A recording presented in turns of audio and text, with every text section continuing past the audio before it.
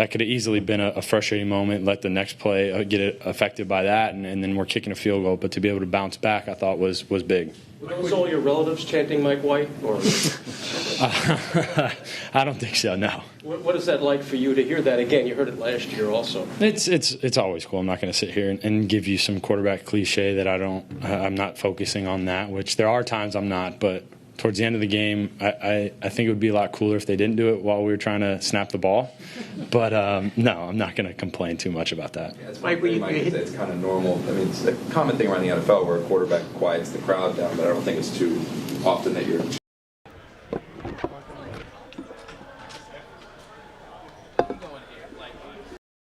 They are chanting, things are going right for us, and we normally end with a win, so I don't want to give them too much grief. You got the ball to 10 different receivers today. What enables that to happen?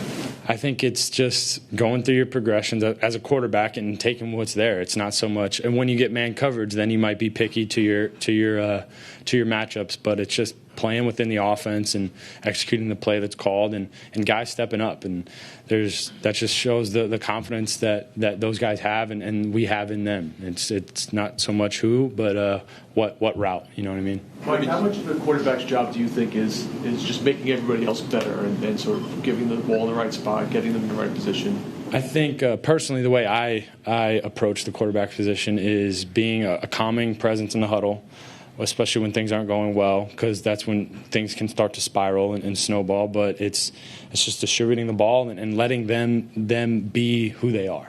They're all in that locker room for a reason. This is the NFL. Everybody in that wears pads on Sundays are very good, and you just got to get them the ball and get their confidence going. And once someone's confidence is up, I believe at least that you'll see their game go to the next level. How's your confidence now?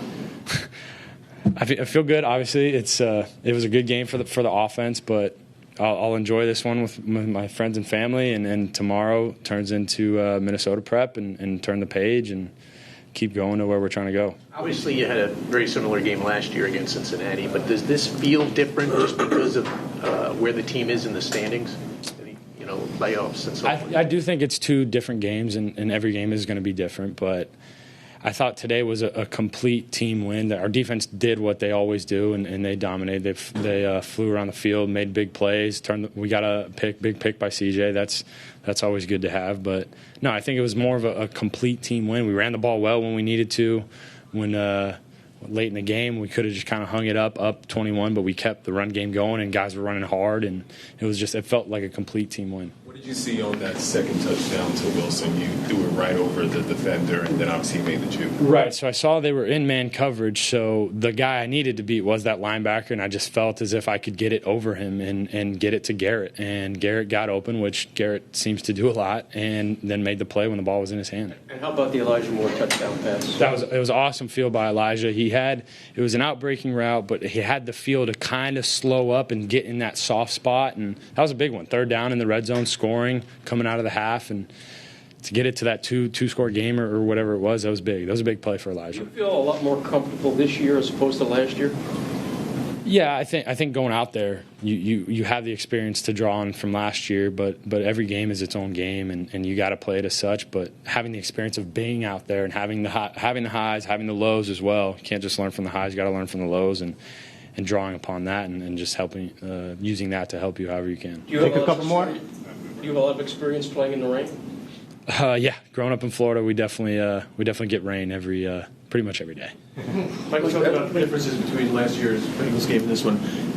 Could you just talk a little bit about the difference in the team? It seems like you don't have to do as much for this team to be successful now. Yeah, I think just second year in the system is always helpful for guys on both sides of the ball, and then I think that's going to show. So, yeah, it's nice knowing we have one of the best defenses in ball, and you can fall upon them if you need to. But I think it's a new team, new year. Mike, you talk about taking what the defense gives you. How do you keep that mindset and avoid the, I want to go out there and throw for 700 yards and 7 touchdowns because this is your chance, right? Right. How do you keep grounded like that?